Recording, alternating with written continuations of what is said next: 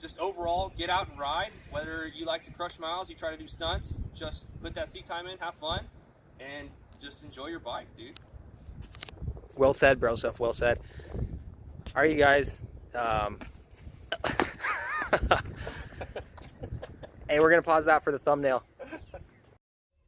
Hey, buenos dias, que paso amigos, John's Moto Garage. As always, welcome back to the channel. Today we're going to be doing a Low Rider S Dyna versus Softail Low Rider comparison side by side. A few months back, I went out to Austin to pick up the Low Rider S, and while I was there, I got to hang out with ConnorFXDB, and we did some videos, but the audio was not the greatest, so I didn't end up using a lot of the footage. However, going back through it, I think this one is worth doing, even though the audio is not the best. So be forewarned, the wind was pretty bad, but still he does a great job breaking down some of the key differences between the Dyna and the Softail Low Riders. So if you're debating between the two or wondering what some of the differences are, then check this out.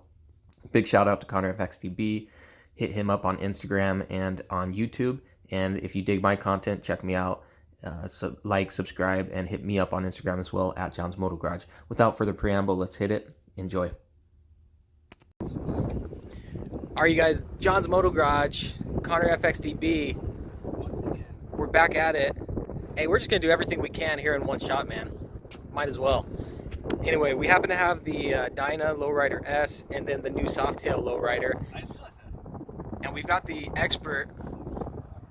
Well, he's owned both. So anyway, he's gonna just give us a little breakdown. Low Rider, Dyna Low Rider versus Softail Low Rider. Some of his thoughts, having ridden both, coming from ConnorFXDB. All right, bro, take it away.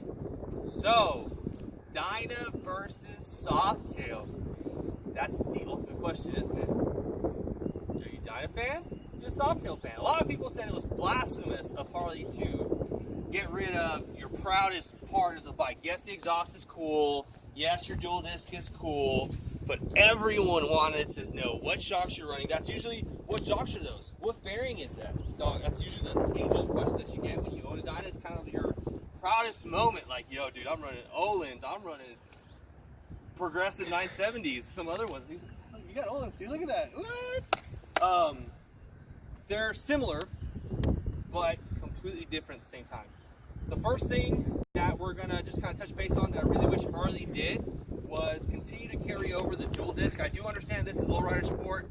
I do believe that on even the low rider models, the Dynas, they still came with dual disc, and on the new Softail platform, single disc front. It's kind of lame. I wish they did dual disc because you're paying almost the same price. I think these were 16 when you purchased them. That one's about 15.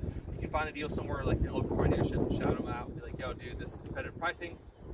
But the thing is, that if you do drill into those wheels on the new Softail platform, you will mess with the integrity of the wheel. People say just go ahead and buy yourself a new wheel. So you might be better off just selling those, trading them out for someone who had either fxdls wheels, whether it be the gold or the contrast cut.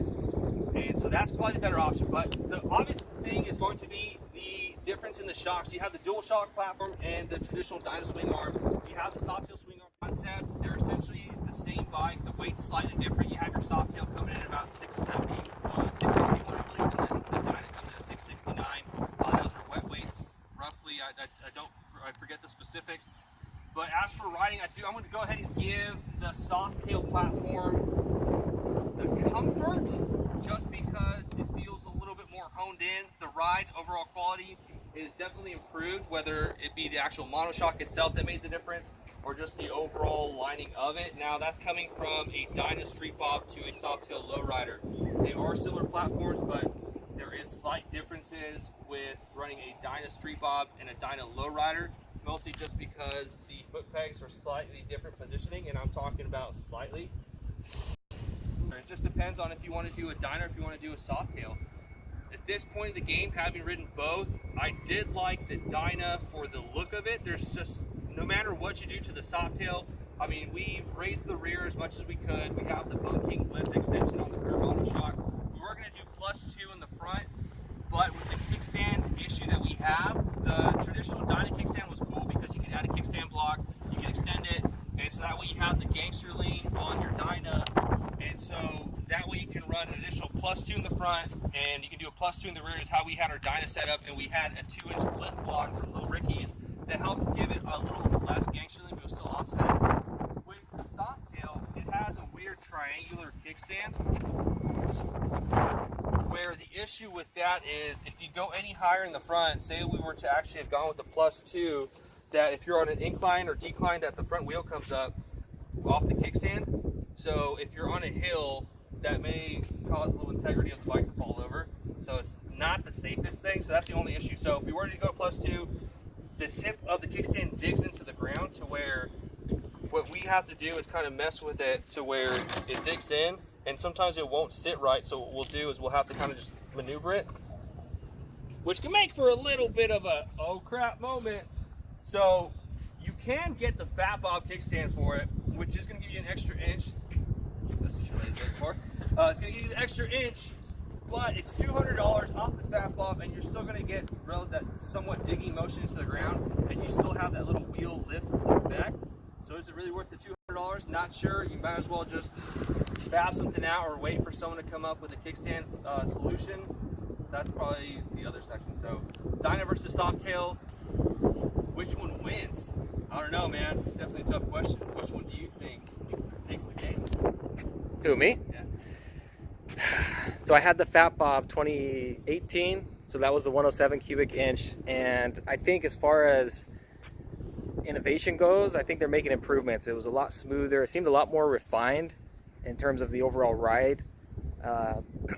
So I think I'm with Connor there. The ride on the new Softail seems to be just a lot smoother overall, a little bit more comfortable. Personally, I'm still a huge fan of the Dyna as far as the way they look, all the stuff you mentioned. I hadn't even considered like 90% of what you just mentioned, but yeah, it makes sense. So I came and dropped a pretty penny on this fxdls, and I'm going to hang on to that for now. But ultimately, just like everything else, kind of comes down to personal preference and what you plan to do ultimately with the motorcycle. So yeah, it's a coin toss, you guys.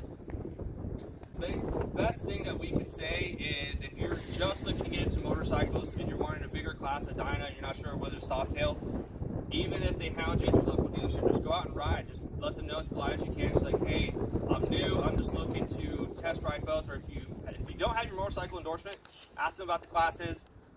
If you do, you've already ridden a couple and you're looking to get into your first Harley, try out a Sportster just that way you can feel one and then do another. That's two schools of thought where they say if you start off on a lower end one, you go to a higher end one. That's a huge difference, but that way you at least eliminate one or the other. And then if you go from a bigger platform, say the Dyna, you go to a Sportster, you may feel crammed just because it's a little different of a riding style position. But again, try to get as much information as you can on how you feel, and if you can test ride as many as you can. If the dealership is doing their job correctly, they'll let you take as many as they want out, and that way you get your most educated decision, and they have a customer, not necessarily a customer, but they have a guest. What do you call a guest? Yeah, I guess your guest. That way someone's going to keep on coming back, doing their services there, buying something, hanging out at the dealership. But just overall, get out and ride. Whether you like to crush miles, you try to do stunts, just put that seat time in, have fun, and just enjoy your bike, dude. Well said, bro. Stuff well said. All right, you guys. Hey, we're gonna pause that for the thumbnail. Hey, we don't know if this is probably gonna be on Connor's page here. So whoever, hey, John's Moto Garage, ConnorFXDB, whatever, whoever ends up airing this, signing off. Like, subscribe. Be sure to share, you guys. Adios, nos vemos. Nos vemos.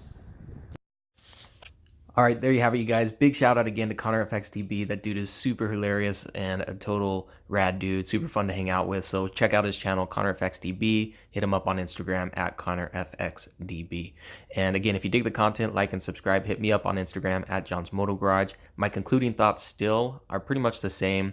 I think the new Softails are more refined, overall better bikes. I think that's progression and innovation. I think Harley's heading in the right direction there. However, for me, I picked the Dyna now because I can pick up a Dyna with all the upgrades and accessories that I want with the club style build, and it's harder to find those in the Softail line at this point. However, in the future, I definitely see myself with the Softail. Just overall, they seem like smoother, funner, smoother, more refined bikes. All right, you guys, John's Moto Garage. Again, like, subscribe, hit me up on Instagram at John's Moto Garage, and we'll see you guys on the next one. Adios, nos vemos.